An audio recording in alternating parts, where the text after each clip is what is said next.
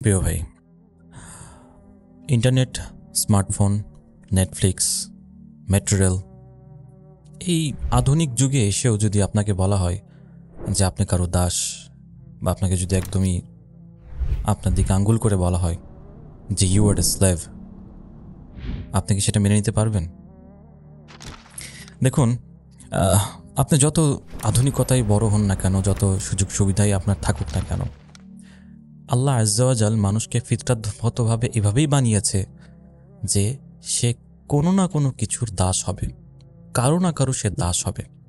এটা মানুষের ফিতরাত। মানুষকে এভাবে আল্লাহ আজ্জা ওয়া জাল সৃষ্টি করেছেন। মানুষের কাছে দুইটা অপশন থাকে, হয় সে আল্লাহর দাস হয়ে যাবে, আল্লাহ যে সকল বিধিবিধানগুলো দিয়েছে সে অনুযায়ী তার জীবনকে সাজাবে, আর নয়তো সে দ্বিতীয় অপশন, আল্লাহ ব্যতীত অন্য সব কিছুর দাসে পরিণত হবে। এটাকে বলা হয় গায়রুল্লাহর দাসে পরিণত হবে। তার মানে হচ্ছে যে সে অন্য যে কোনো কিছুর দাস হতে পারে, কিন্তু আল্লাহ ছাড়া। ফর এক্সাম্পল, আপনার যদি আপনার আশেপাশে একটু তাকান, দেখবেন যে কেউ কোন একটা কালিমার দাস, হ্যাঁ, তার পূজা করছে। কেউ দেখবেন কোনো বুদ্ধ মূর্তির দাস, হ্যাঁ, তার পূজা করছে। কেউ দেখবেন কোনো কবর, মাজার, এগুলোর পূজা করছে, এগুলোর দাস। হ্যাঁ, কোনো মৃত লোক তাকে তার সব কিছু বানিয়ে ফেলেছে। আরও যদি একটু গভীরে ডুব দেন, তাহলে দেখবেন কেউ পুরো একটা আইডিওলজির দাসে পরিণত হয়েছে। হ্যাঁ, কেউ তার দলের দাসে পরিণত হয়েছে, কেউ টাকার দাসে পরিণত হয়েছে, এবং এগুলো সব কিছু তার কাছে বড়। আবার আরেকটা বিষয়, সেটা হচ্ছে কেউ ক্যারিয়ারের দাসে পরিণত হয়েছে। তো আমরা আশেপাশের দিকে তাকালে দেখতে পাই যে এরকম দাসত্বের অভাব নেই। এই জায়গায় সব কিছু আছে, কিন্তু আল্লাহ নেই, আল্লাহর দাসত্ব এই জায়গায় নেই। আরেক ধরনের দাসত্ব হচ্ছে লাইফস্টাইলের দাসত্ব। আমার পরিচিত একজন বাংলাদেশের কর্পোরেট লাইফে দীর্ঘদিন ধরে তিনি কাজ করেছেন। তার অভিজ্ঞতা অনুযায়ী তিনি আমাকে বলছেন যে এই জায়গায় 2 লাখ টাকা আর একটা গাড়ির জন্য যদি আপনার মা বোন তুলেও গালি দেয়, তাও সেটা মেনে নিতে হয়। এই জায়গায় কোনো কিছু বলা যায় না, কারণ টাকা, গাড়ি, প্যাশান। হ্যাঁ, আপনি যাচ্ছেন কোটটাই পরে, কর্পোরেট অফিসে এসি রুমে চাকরি করছেন, তো আপনার মা বোনকে তুলে গালি দিচ্ছে, আপনি কিছু বলবেন না, এটাও মেনে নেবেন, এটাও সহ্য করবেন, হজম করবেন। তাহলে স্বাধীনতা কোথায়?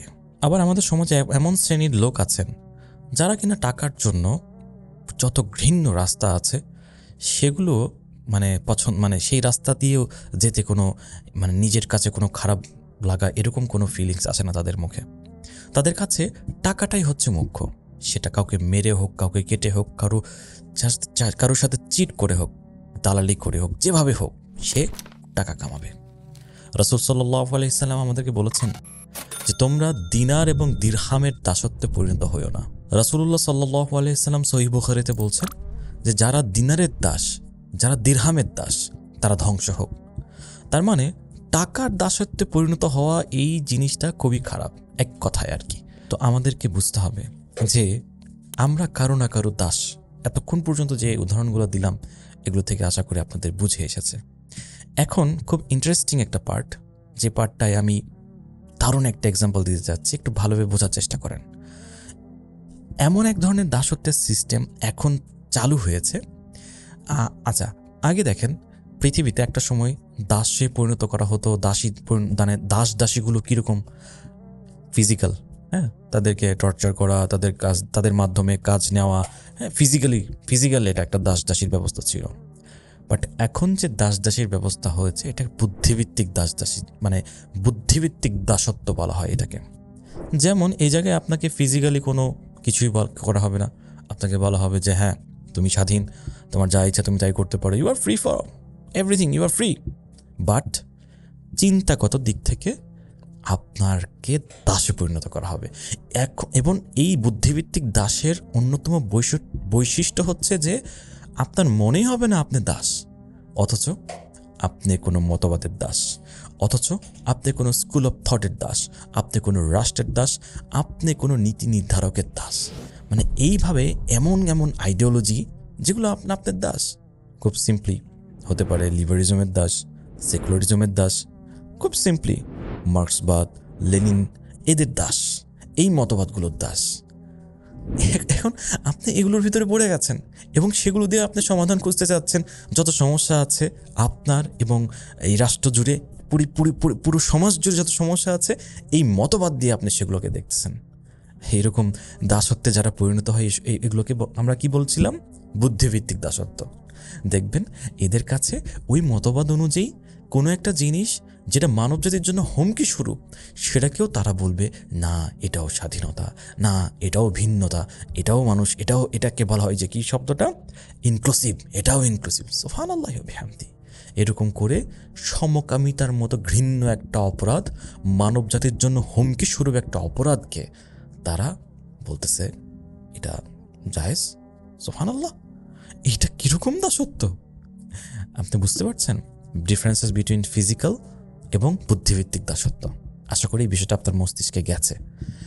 প্রিয় ভাই ও বোন, আমি আপনাদেরকে সতর্ক করতে চাচ্ছি, এই গায়রুল্লাহ বা আল্লাহ ছাড়া অন্য কোনো দাসত্বের যদি আপনি, মানে অন্য কারো দাস যদি আপনি হন, আপনার এই দুনিয়াতে আলটিমেটলি সাময়িক কিছু শান্তি, সুখ সাময়িকভাবে হয়তো পেতে পারেন।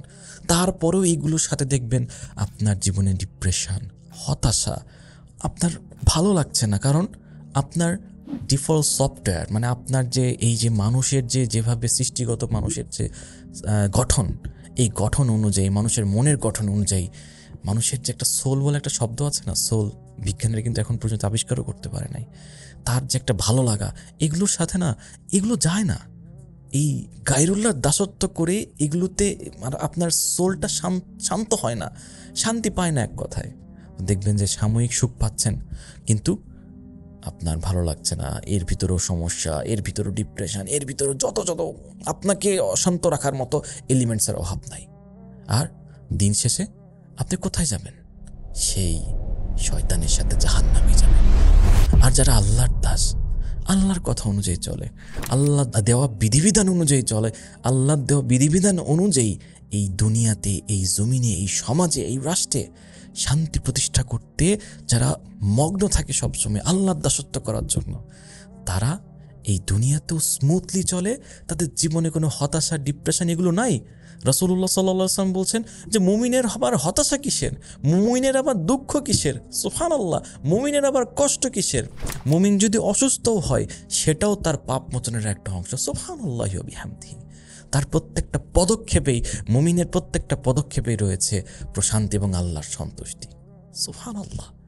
আল্লাহর দাস হলে, আর আল্লাহ আমাদেরকে এমনভাবে বানিয়েছেন এবং তিনি এমনভাবে আমাদেরকে একটা সিস্টেম দিয়েছেন, এ ওয়ে অফ লাইফ দিয়েছেন, এমন একটা ওয়ার্ল্ড ভিউ দিয়েছেন, যেই ওয়ার্ল্ড ভিউ অনুযায়ী চললে হিউম্যান বিং সবচেয়ে বেস্ট লাইফটা নিয়ে লিড করতে পারবে এই দুনিয়াতেও, এবং যারা আল্লাহর দাস হবে, আল্লাহর বিধান অনুযায়ী চলবে, আখিরাতেও তাদের জন্য রয়েছে অনন্ত অসীম জান্নাত।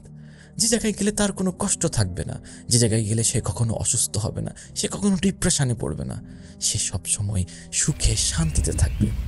জাহান্নাম কষ্টের একটা জায়গা, যে জায়গায় গেলে কষ্ট আর কষ্ট, ডিপ্রেশন, দুঃখ থেকেও বড় বড় কষ্ট, বড় বড় শাস্তি থাকবে সে জায়গায়। তাহলে প্রিয় ভাই, ডিসিশন আপনার। আপনি আল্লাহর দাস হয়ে দুনিয়াতে একটা স্মুথ লাইফ লিড করবেন, একটা হ্যাপি লাইফ লিড করবেন, একটা বেস্ট লাইফ লিড করবেন, প্লাস আখিরাতেও জান্নাত পাবেন, নাকি এই গায়রুল্লাহ শয়তানের দাসত্ব হয়ে, এই বস্তুবাদের দাসত্ব হয়ে, এই বুদ্ধিভিত্তিক দাসত্বে পরিণত হয়ে আপনি আপনার দুনিয়ার জীবনটাকে ধ্বংসের মুখে ঠেলে দিবেন এবং দিন শেষে আখিরাতেও জাহান্নামে যাবেন। ডিসিশন আপনার।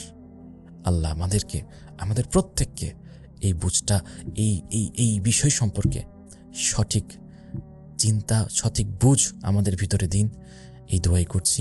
ওয়া আখিরু দাওয়ানা ওয়ানিল হামদুলিল্লাহি রাব্বিল আলামিন। আসসালামু আলাইকুম ওয়া রাহমাতুল্লাহি ওয়া বারাকাতুহু।